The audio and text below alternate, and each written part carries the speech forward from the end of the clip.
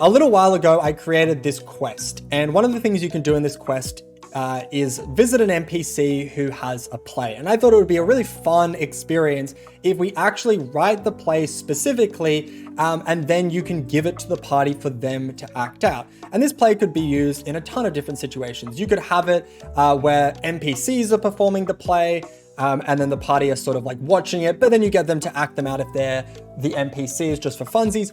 Or you could have a situation where maybe the party are performing in a play for a variety of reasons. Like maybe the actors have all gotten sick and they need to step in and fill up the slots, or any reason why your party might do a play. Before we launched into writing the play, I wanted to have a framework we could base our own play off. One of the big things that we're going to lean on a lot is I'm not going to just like generate an idea from myself. I'm not going to just like think of a play right off the bat and it be entirely original. What we're going to do is we're going to like get a kind of list of inspiration stories, whether these are movies or books or whatever.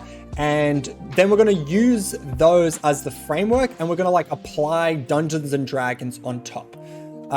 Because it's like, if we're just trying to like think of it right off the top of the dome, that's really, really difficult. But basically writing like a parody or a Dungeons and Dragons version of a play is going to be something that we can do. That's going to be a lot easier, and it's going to give us that like structure and rubric we can follow. With help from chat, we get a short list of stories and tropes that could be the basis for our own story. And while we considered interweaving a few together, I would end up landing on a single suggestion made by Social Pastor. I think Charlie and the Chocolate Factory is a good one.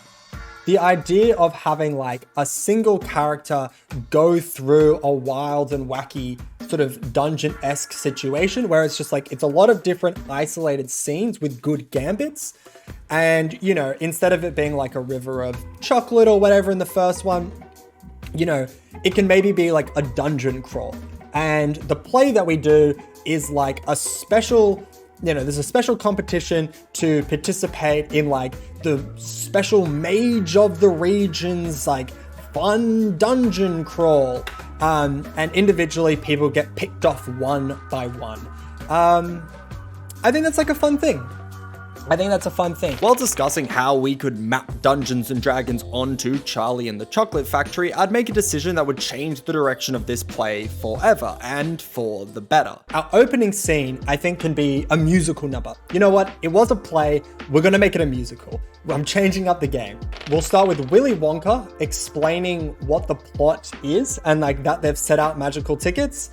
And then we'll get each party member to give exposition about themselves and sing a little ditty. As the players are going to be reading and singing the musical without ever having seen it before, I wanted to make the exposition really clear and right at the start. This way, they should get a good understanding of the plots, the characters, and the general tone of the musical ahead. And so we'd begin the songwriting process, which would have some success, but also many moments where I wasn't quite getting it. Every item I've ever made has a golden ticket inside. If you manage to get one, you get the dungeon crawl of a lifetime. Oh, it doesn't work. It's close. It's so close. After messing around with a couple different melodies, I decided to track our opening number to the tune of Community Season 3's opening number. Specifically, just one part of it though. This would mean that every 2 lines would have the exact same cadence. But everyone in the world wants to know my secrets. Why I'm adorned in fashionable garb and glowing magical trinkets. Having every 2 lines sung the same way is good from the perspective that every person should be able to very quickly learn how to sing their part. But it does mean that the opening number is a little repetitive. I think this is a fair trade-off though, as for the opening number, we are just trying to get people into the performing spirit, and we don't want to throw them into the deep end too soon. When it came to think about the other party members, I'd have a breakthrough. Each of the characters are gonna be like a specific class. And then Charlie can be a commoner. We have Barbarian, we'll have Wizard, we'll have Rogue, and we'll have Commoner. These 4 together felt like a pretty great combination, giving us plenty of tropes to lean on for the 3 classes while still having your humble beginnings audience stand-in Charlie Bucket character. As we wrote out the verse for each of the characters, I'd also stumble upon some good old-fashioned playwriting tricks we could employ. Oh, okay. If we were like goated with this musical, what we're going to do is in this moment, we're going to explain who they are and we're going to give them all the like lusts and desires that are going to lead to their downfall, right? So Pierre, they're going to die through like a flying accident.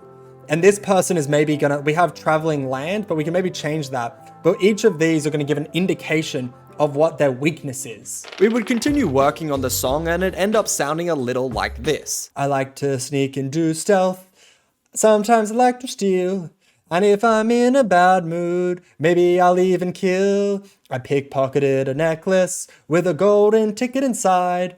Now a new adventure waits, the dungeon of a lifetime. There's more to it, but that's the gist. With the opening done, we'd go through and give all the characters some descriptions and names. We'd also figure out a rough draft for how each of them could die. Brock's ox, I think, can come and they can die from a gelatinous cube, right? Because it's like a gelatinous cube, if you attack it, it's just going to sort of absorb you, and they go in and they get eaten by the gelatinous cube. The wizard, I think, gets killed by a single arrow. That seems classic wizard death. They get shot, they die. The rogue, I think, can try to like steal a magic item, but it's cursed and it kills them. And then Rebecca Silverstone lives. So that's how we're going to get each of them to die. And I think we've set that up, right? Battle axe in hand is slaying across the land. They just attack. They don't like alchemy, they just want to fly. Oh, maybe we can have them do a death related to flying.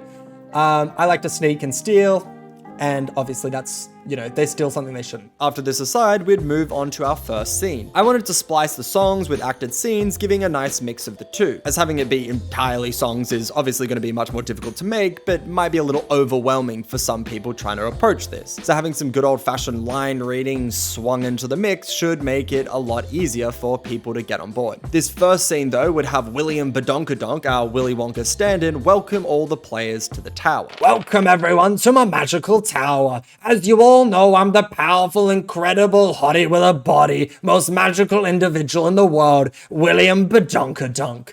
All of you have been blessed by me to own a magical item I created, but today I wanted to give back even more than I already have. I've created a very special adventure for everyone here. Then we have each of the characters respond to this situation in a way that shows some of their characteristics. All in all, making it a pretty simple scene to get the players into the acting groove. The only notable thing here is we would have Pierre, the alchemy wizard, give Rebecca a potion, an item that would need to make a reprise later in the piece. Here's a snapshot of the scene. Gee whiz, Willie, I think you missed humble in your list of self-descriptions. They did leave it off the list. They didn't even mention it. Were you not listening? I know, Brainiac. I was saying, how do we really know this is going to be the greatest adventure ever? I mean, I've been on some pretty cool adventures. Don't know about you dweebs. Well, I don't know if stealing from children counts as an adventure for you, but this is William Badonkadonk, the creator of all magical items. Yeah, this is safe, right? Like, it's just for fun. You're not gonna put us in any real danger, right? Just a lark, a goof, a marketing stunt, you know? Ha ha ha. Wouldn't be the greatest of all time if there wasn't any real danger, would it? Good luck. We'd move on to song 2, which would be where the barbarian dies to a gelatinous cube, and we'd kick off writing it the same way I did all songs, by just going for it. What can we write for this? So how are we gonna structure this? Ha ha ha, they think that a big cube could kill me. I'm a murdering machine. I'm gonna take it down. Wait, I think you might wanna take a minute. Don't be silly. I'm gonna run in and kill it. Whack, whack, whack. Oh no, it's smothering alive. The barbarian is going to straight up die. All right.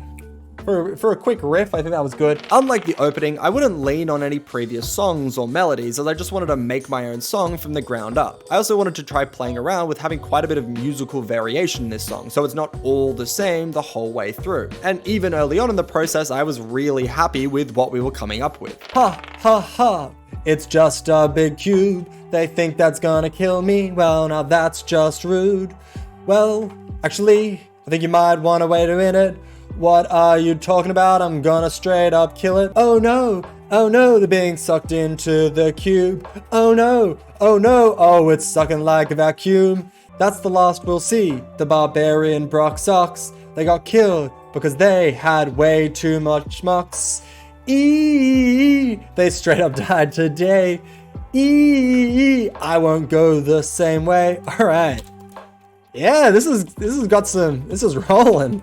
This is good. So catchy singing along. Thank you. I think it's pretty catchy. I've never written a song, but I think this one's got some moves. With verse 1 describing the death of Brox the Barbarian, verse 2 would have the group defeat the cube. Pretty simple. Hey Stelio, distracted, I'll cast a dissolvement spell. Then it will be vapor like water in a well. Hey nerd, look here, you've got something to fear. You're done right now with this pointy spear. Keep coming, come to swallow me up.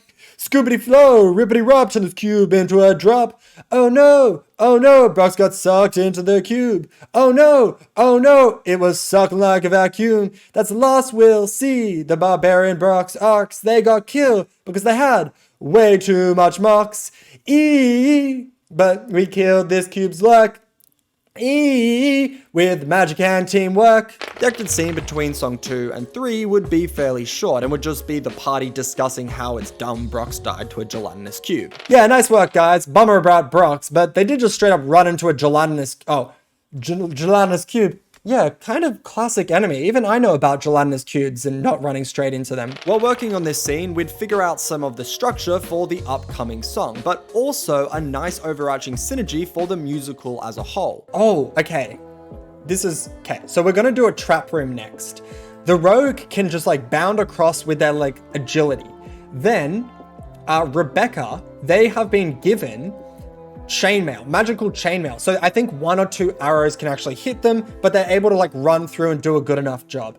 And then I think the wizard can run through, or like maybe use some magic to get through, get shot with 1 arrow and die. And they're just like a classic wizard. They have no health, no constitution. They just fall over.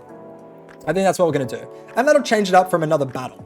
Because when it comes to room 3, what's going to happen is we're going to have one single item in the middle, and it's going to be like a precious item. And it's going to be like, oh, a discussion about taking it. And we'll have a little discussion with the rogue and Rebecca, and then the rogue steals it, but it's actually a cursed item and they die because of that. And then Rebecca gets to go through to the final room. So that's going to be the challenges. So rather than just like a battle, we can have battle, trap, puzzle. And those are like the classic 3 types of things you would have in a dungeon. So I think that's fun. As we moved on to our third song, I would go back to using a well-known fun melody. And I think this can be faster paced one. Like a little bit more of an Aladdin, like one step, coming to goop, whatever the fucking Aladdin song is. Wait, what's Street Rat? Let's listen to Street Rat as inspiration. This song is of course called Jump Ahead, but we'd used a modified version of the classic fast-paced jittery melody for our version. Those pads are secretly pressure plates, those holes shoot poison darts. Make sure to not trip and fall, yeah, otherwise you will die. Hey! The trick is, the traps look different, you can tell with a trained eye. It's lucky now I'm a specialist, cause I think you might die. Hey! I like using this classic Aladdin ditty for a song where the rogue thrives, because Aladdin is a classic rogue, so it matches really well. A musical motif for something like that. Song-wise, it would have a really simple structure. 4 verses, all the same melody. The first is about the trap hole, the second is how the rogue can get across, the third is Rebecca getting across, then the fourth is the wizard casting a levitate spell on themselves so they can fly over the traps only for it to fail and then having them fall on the pressure plates and die. Tying it back to their desire to fly mentioned in the opening number as their folly that leads to their death. Similarly, and I haven't mentioned this yet, but Rebecca has some old magical chainmail they were given by an adventurer as a tip when they were working at a tavern, hence how they managed to get themselves a magical item, making them a classic tavern NPC. But more importantly, this explains how they got a magic item and in turn a golden ticket, all of which is mentioned in their opening number verse. This is relevant because we brought this connection back as the armor protects them from the darts and helps them get through this trap. On top of this, to keep changing up the song's styling, we'd also add a quick reprieve where Rebecca and Stelio discuss this. Oh fuck, I'ma die. Oh wait, my magical chainmail armor protected me. I'm actually fine. Nice, I was just playing with all that you might die stuff. I got it, don't worry about it. That's cute, you did it properly, but I'm not your standard guy. I'll levitate over the pressure plate so there's no chance I'll die. Oh shit! This would match the tone of the scene where Rebecca and Stelio discuss how easily the wizard Pierre died. Some pretty classic wizards have no health jokes. God damn, it looks like their magic didn't work after all. Guess we're not the dumb ones anymore, are we, Pierre? Hey, we just watched someone die. Yeah, but they literally got hit by one dart and immediately crumpled to the ground. I mean, most children could probably take a couple of darts. Yeah, fair. My armor didn't protect me from getting shot in the legs, and I only feel a bit woozy. You might want to remove those, by the way. This should be moderately apparent, but I aim to have each character's personality tracked pretty closely to the tropes about them. This should make characterizing them a lot easier for the players because they should be fairly aware of the roles that they are fulfilling. And when writing the plot points, we would very much pull from these same tropes. We'd see this in the next scene where we'd have Stelio go, well, rogue and steal the magic ball for themselves, betraying their party, a classic rogue move. But in this case, the magical item is cursed and kills them. Well, either way, it looks like to get through that locked door, we need the cube, and it's all mine, baby. The rogue grabs the cube and immediately starts turning to dust. Oh shit, fuck, it's a cursed cube, the death cube, a cube of turning people into dust. No, I'm fucking dying, I'm dead. Ugh. This is where we'd also connect Rebecca's winning of the dungeon to our potion gifting from earlier. I really like the idea of it's like, to complete this quest or to complete this puzzle, Rebecca drinks the potion from earlier. It works, right? It ties in that potion giving from earlier. Like, we have to do that. You can't have a Chekhov's gun and have it not go off. But I think we're going to undercut that. Like, William's going to come in, clapping, and they're going to be like, wow, that's crazy lucky that that's what that potion did. The potion could have done literally anything. So, yeah, there was a whole puzzle associated with this, and look over there, there's like a whole mirrored system, and you just ignored it. We'd build entirely off the party not doing the puzzle as intended, and instead doing something completely different. I think it's very fun that it's like, there's a puzzle that they just like don't do at all, and then like William, like a DM standard in this case, is like, yeah, kind of a bummer you didn't do the puzzle. Like, yeah, I mean, it counts what you did, but there was a puzzle and you just drank a potion, so it's like, I guess that's it, but didn't even look at the puzzle. That's all good, no problem. I also wanted to give William a bit more dialogue as they haven't really been present throughout much of the musical. So they get a good chunk here at the end. Even with this, certain characters do have more dialogue than others. I did try to make them relatively even, but when you have characters dying off, it makes it hard to spread the lines entirely equally. With that said, here's a little preview of the monologue. And let me be clear, you are not supposed to complete this puzzle this way. There was a whole thing right over there, which, with all the colors and shapes and putting them in the right places, that both of you blatantly ignored, just straight up didn't even look at. Like, for real, do you really think the last room would need to be completed by an anti-curse potion, which you just needed to, by happenstance, bring into the dungeon? That'd be such shit design. This leads to our final song. From a narrative standpoint, it would describe William congratulating Rebecca for making it to the end, giving her magical powers as a reward. From a character arc perspective, this would allow Rebecca to fulfill her dream of becoming an adventurer. And musically, it would be upbeat with short verses and lots of choruses that the squad sing, so everyone can be back for the final number. It's time for your prize, you did the best. Only one alive through this conquest. From room to room, challenge to challenge, there wasn't one that you couldn't manage. La la la la la la la la la la la. Well done, Rebecca. The dungeons are done. The dungeon is done. We had such fun. It's a pity some died, but they were dumb. It's time for the prize, so look into my eyes. Into my eyes, I'll give you magical powers. These aren't lies. La la la la la la la la la la la. Well done, Rebecca. With this, we have finished our musical. Okay, great. Well, that's it. That's our musical. Seems like it goes for around 12 minutes or so. That's a good time. A 12-minute play musical that we wrote in 3 hours? Amazing. I fucking love that. And I think we've got some absolute bops in here. Some absolute donkey donk bops. I'm really happy with how this turned out, and I would end up editing it a bunch to make it that extra bit punchy and fun. It's a little clunky in some areas, but in general I think it's tight while also being a decent length for the party to sink their teeth into. I'm honestly completely stoked with how it ended, and when I whipped it out in my own campaign, it was a total blast. There will be a video coming out in a couple days, which is how it went with my party. So if you were curious to see how this unfolded in person, then check that out. I also haven't talked too much about implementing this, but there are a ton of ways. The DM could be the director of the show and help give them tips and guidance on the songs, or even the acting as it unfolds. The party can roll performance checks beforehand to guide the performance they give, adding a level of D&D mechanics into the mix. The party could play it in character, or they can pretend to be NPCs playing these characters. There's a lot of options which should allow it to be weaved into many campaigns. If you want to run this musical for your sessions, everything you need is available on the Patreon. There is a fully edited and formatted document which doesn't just contain the full musical, but also has a synopsis and short character descriptions to give some information to the DM and the players for when they perform it. The musical also has quite a few stage directions which guide the performances of the actors and explain some of their reactions to things and tells them when they should walk on and off stage, as well as describing the rooms that they're in and a bunch of other small things like that. This can be read out by the DM if they aren't playing a character themselves. This allows for 6 people to be fully involved, all of which will have pretty chunky fleshed out roles. The aforementioned Patreon will also give you access to the quests this musical is a part of, a whole collection of other quests, and around 200 maps in counting. Plus, it really helps support the channel, and thank you so much to everyone who has already signed up. You are all massive legends. Anyway, that's it. Thank you so much for watching, and as always, I will see you in the next one. Bye.